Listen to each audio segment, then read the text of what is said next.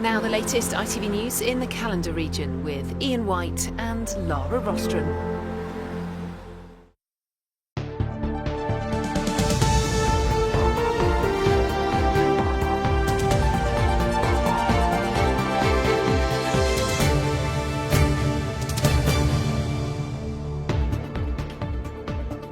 Hello, welcome to Tuesday's Calendar. On the day that plans to reopen Doncaster Sheffield Airport were finally cleared for takeoff. Yes, well, 3 years after its last flight, the site, as you can see, remains padlocked, empty and unused. But in the last couple of hours, an historic deal was agreed. A deal backed by £160 million worth of public money, which means holidaymakers will be jetting off from the runway here once more. On tonight's programme, we'll take a look inside the once bustling terminal here and look ahead to the day passengers are passing through these check-in desks again. It'll put Doncaster on the map, not only locally, regionally, nationally and internationally. Everybody loves an airport close to them, so I think it'll give a lot of people more confidence in travelling. We've not only saved DSA, but now we've got to promote DSA, get bums on seats. We'll also hear from environmental campaigners who ask, should we really be opening an airport at all? Also on Calendar tonight. Delivering a message of hope, a campaign to prevent suicides and tell people they're not alone, arrives in West Yorkshire. Plus, her toughest opponent yet. Sheffield's Euros winning lioness Ellie Roebuck tells how she battled back from a stroke at just 24. And full steam ahead, we take a very scenic trip along the Settle to Carlisle Railway, which is still going strong after 150 years.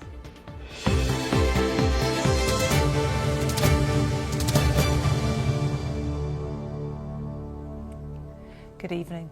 Let's start then with that momentous decision to reopen Doncaster Sheffield Airport, a move its backers say will land much needed jobs and investment in the region. South Yorkshire's Mayor, alongside the county's council leaders, signed off the deal this afternoon, agreeing it will be propped up with £160 million worth of taxpayers' cash. Their decision could be seen as a risky one, given that DSA never made a profit in the 17 years it was open.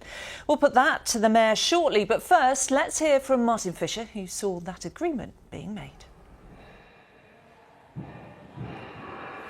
Yes, indeed I did, and I'm in this huge hangar at Doncaster Sheffield Airport. This used to house police aviation equipment, but when the airport closed, well, this remained empty since that time. But not so today. Today it was a home to a meeting that agreed for £160 million of investment to reopen Doncaster Sheffield Airport. So what does that mean? Well, out here on the apron, just over there is the runway, and that could see planes coming back in and going out again in around 2 to 3 years' time. It won't be that plane, that's the Vulcan bomber, that's on the ground permanently. But just over there in the distance, you've got the passenger terminal. You can see passengers coming in and jetting off to locations around the world in a couple of years, something that hasn't happened since November 2022. Well, Michael Billington's been looking at how we got to where we are today.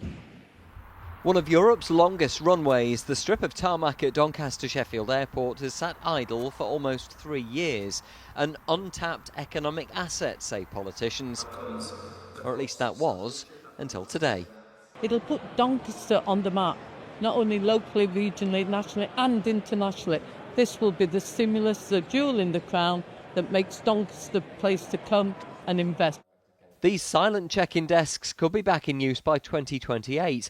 The first freight flights could resume sooner than that. But there are still questions from some quarters about the airport's viability. The terminal building's been closed since November 2022, a time when some passengers still needed COVID tests to travel. Back then, the private owners thought the airport was not a healthy business. It hadn't turned a profit in its 17-year history. What makes you think that it's worthy of gambling so much taxpayers' money on? Well, I think the original owners were a land and property development company, weren't they? It was busy in the morning and busy in the evening, and nothing happening during the daytime. So that's half the day. There was nothing, no flights in and out. So it could, I would suggest we could get double figures. We've not only saved DSA, but now we've got to promote DSA, get bums on seats.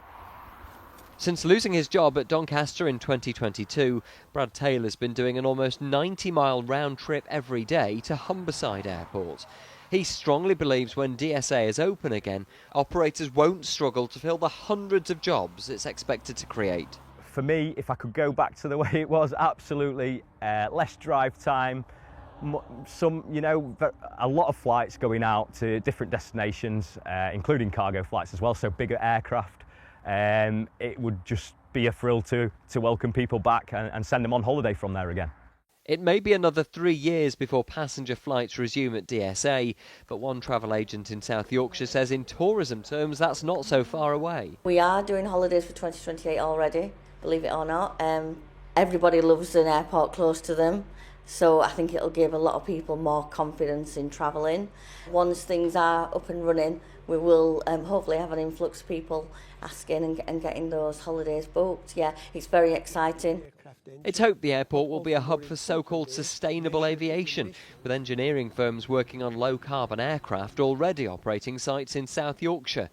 Green campaigners, though, remain concerned. There is talk about displacement of traffic from other airports, but doesn't take into account the fact that just opening another airport means more flights. It's just the equivalent of opening another lane on the motorway.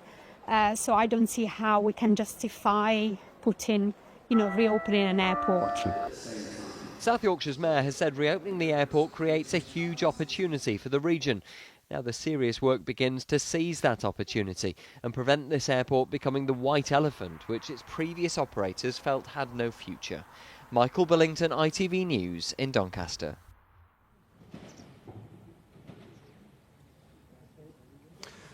Well, the Mayor of South Yorkshire, Oliver Coppard, joins me tonight. Mr Coppard, a momentous decision today, but is it a safe bet or a huge gamble? It's a really exciting decision for the future of South Yorkshire, for the communities of South Yorkshire. No project of this scale, of this size, is ever without risks. Of course there are challenges, but we've taken the decision that this is a massive opportunity for jobs and for growth and for opportunities for young people across South Yorkshire in particular. The previous operators closed it because they said it wasn't financially viable, it didn't work. What are you going to do that's different? Well, I'm not a private operator, we're the public sector, we can take a longer term view. We have a different version of what success looks like. My version of success is whether or not this contributes to the growth of South Yorkshire, the opportunities available to people around here, and particularly the strategic fit with the things that we want to do, particularly around sustainable aviation, advanced manufacturing. The last owners had quite a short-term view of what success looked like. We don't have that view. 160 million isn't small change. How are you going to spend it? Well, look, there's a huge site here, huge opportunity here. Got a load of work to do. The site's been closed for a number of months now, so a load of work to do. But today's about that funding decision. We've taken it and we move forward from here. Yeah, you've got an operator for the airport, but you haven't got any airlines. Well, we've got airlines that we're talking to in the background. It's commercially confidential, so I can't talk about who it is we're talking to, what the routes might look like. We've got freight operators we're talking to as well, and a bunch of other people besides. But this isn't just about aviation, it's about the wider site. It's about sustainable aviation, it's about advanced manufacturing, about the businesses that want to locate here. It's about houses as well, so a huge amount of opportunity right across the whole area.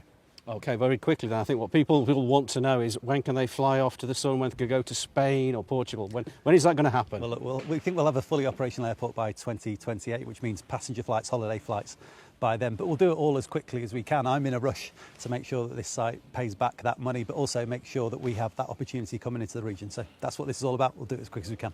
Oliver Coppard, thank you very much. Well, as you heard, flights could be coming out of here in just 2 to 3 years' time. Yes, exciting news. Thanks very much indeed, Martin Fisher there for us. Now then, lots of you have been getting in touch to tell us what you think. Bob Mitchell says it's absolutely brilliant news, and compared to the billions they're going to spend on Heathrow, it's a bargain. Yes, Andrew Wilson says, I can't understand why it's costing so much money and taking so much time to reopen. I think it's going to be a money pit. Leslie Prendergast says it's a fantastic airport with good road links. I've flown from there many times, can't wait for it to open again. It'll bring a huge income to the area with much needed jobs and help put Doncaster back on the map. And Gary Kennedy says it's only a good use of public money if they have a long-term business plan showing that it's viable. Ploughing money into a white elephant isn't good, so let's wait and see. Yes, thanks very much for all your comments. More, of course, on our website too.